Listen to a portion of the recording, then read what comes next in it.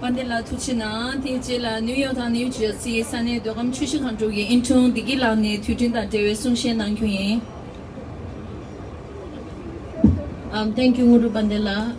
Next up, we have speech by Diki, English Secretary of Regional Chushikanjog of New York and New Jersey.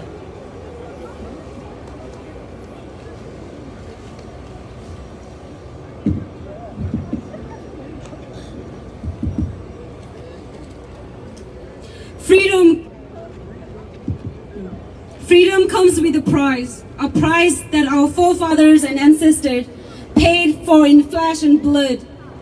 Today, it is an honor to remember the man and woman who died for a free Tibet so that we may continue to enjoy our freedom that they were deprived of.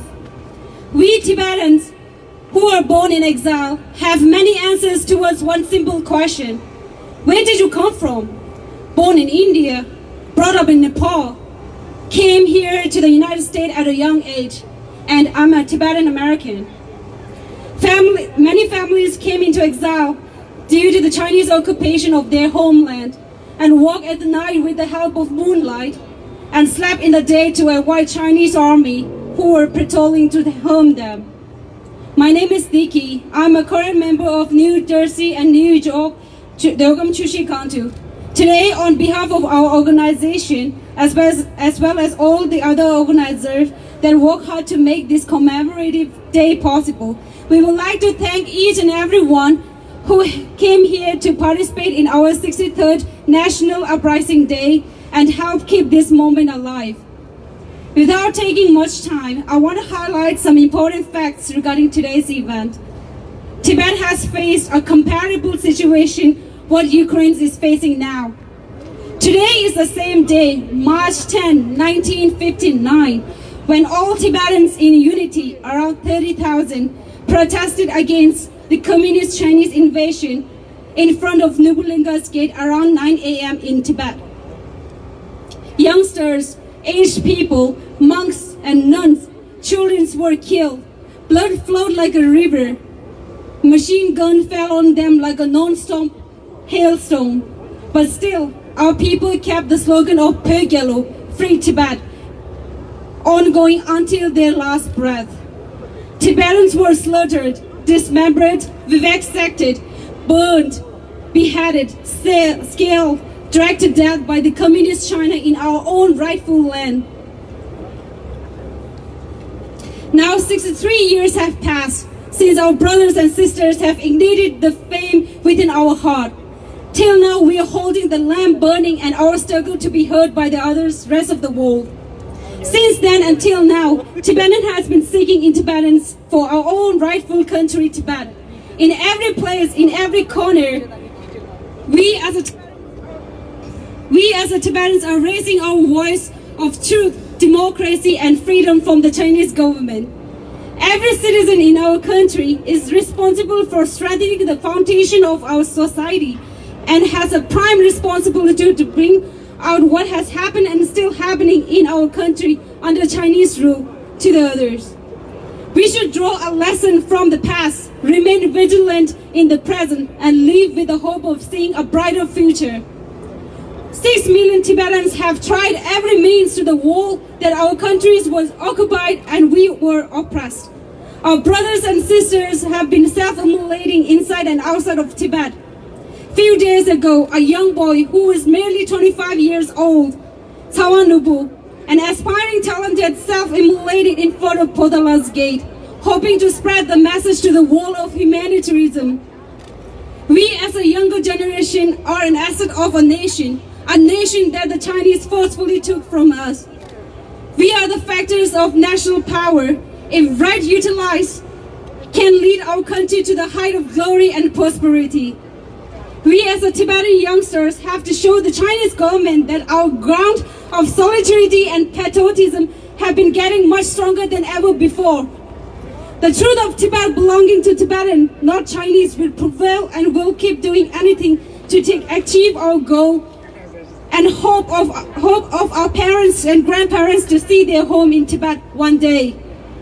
We need to take the example of Ukraine's young men and solidified and ready to die for their country to subdue Russia's mastodonic armies. As our supreme spiritual leader, His Holiness the Dalai Lama says that we are the seeds of our country's future. I'm so proud that we are not letting him down on his hope on us. I have a faith that you and I will keep our goal and get our country back from Chinese government.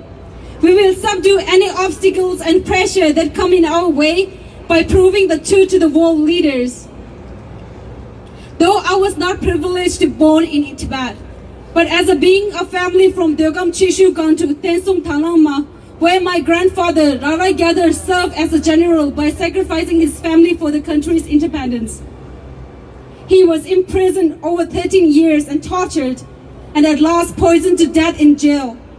Since then, his then 5-year-old daughter hasn't seen her father. Once again, I repeat, I'm very proud of all the Tibetan youth have come out here and support the ongoing mission of our Tibet for freedom without giving up. Please keep going. You are making the difference, and I have the faith that the light of truth will shine upon us, and so we all can go back to our home. Thank you, Lord. Thank you.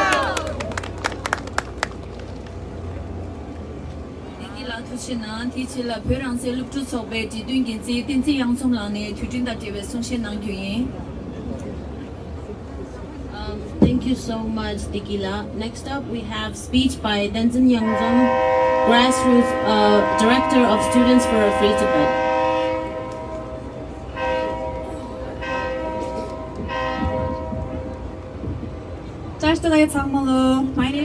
My name is Denzin Yangzong, and I'm the Grassroots Director at Students for a Free Tibet, an international grassroots organization campaigning for Tibetans' fundamental right to political freedom. Every day, I get the privilege of working with young Tibetans and allies who are so passionate about our movement. Young Tibetans, whom many of them have never visited our homeland, but have heard countless stories from our parents and grandparents about the beautiful snow-capped mountains and the yaks that roamed our green pastures on the plateau. We've heard about the religious leaders and environmental protectors of our lands who led with compassion and with the entire world in mind. We've heard about a time where His Holiness the Dalai Lama resided peacefully at the Potala Palace and Tibetans governed themselves. 63 years ago today, Tibetans inside Tibet took to the streets to protest China's brutal occupation of our homeland. Today, everything that we know of our homeland has changed in every single way possible. Scholars and writers like Go Sherab Gyatso are being wrongfully imprisoned and pushed to an undeserving fate. Right now, over 78% of Tibetan children, some as young as 4 years old, are being put in residential schooling programs where they're coerced into learning Mandarin, effectively cutting out our tie to our mother tongue.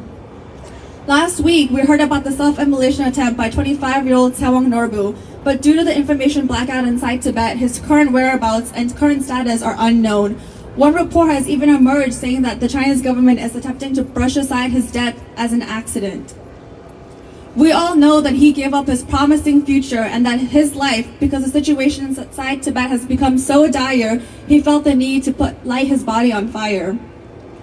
Our community is mourning him and the other 157 Tibetans who have self-immolated inside Tibet since 2009. And one issue that impacts every aspect of every Tibetan inside Tibet, but especially Tibetan nomads, is climate change. Tibet is literally melting and warming up 3 times faster than the rest of the earth. Did you know that half of Tibet's population relies on Tibet's water for food security? I'll repeat that. Half of the entire world's population relies on Tibet's waters for food security. We must hold the Chinese government accountable and educate the world about these issues and how it impacts their future as well. However, despite all of these atrocities, I also wanted to share some highlights and hope and the effectiveness of our solidarity. The 2022 Beijing Olympics were the least watched Olympics in history, and for the first time ever, Olympic athletes boycotted the opening ceremonies due to China's human rights violations. Since 2014, over 60% of Confucius Institutes in the US, which are an arm of the Chinese propaganda machines, have been shut down. After years of imprisonment, Thundu Wangchuk, a courageous Tibetan filmmaker and an activist, was freed and reunited with his family in exile. And Dashi Wangchuk, a Tibetan language rights advocate, was released from prison, and he still continues to protest the Chinese government's efforts to eradicate the Tibetan language. And most recently, NBA star Enes Kanter Freedom stood up for freedom and human rights inside Tibet and wore shoes joining our campaign, which were hand-painted by a young Tibetan artist and an SFT member. I believe there's never been a more pressing time than now, and for the first time in a very long time, our movement is in a unique position for us to effect real change. Today, we're joined by our Uyghur, Hong Konger, Taiwanese, Southern Mongolian friends in our fight for freedom. But tomorrow, we need you more than ever to join our campaign and movements and stand with those inside Tibet. I urge everyone here, but especially the youth, to get involved with your local activist groups and these hard-hitting campaigns like TWA, RTYC, SFT, and so much more. No matter how you choose to get involved, the first important thing is taking the first step. Thank you. Pegelo! Pegelo!